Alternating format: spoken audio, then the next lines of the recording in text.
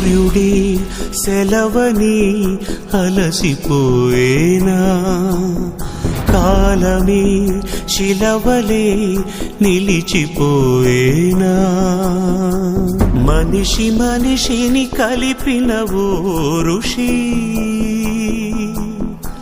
భువిని చరితని నిలిపెను నీ కృషి.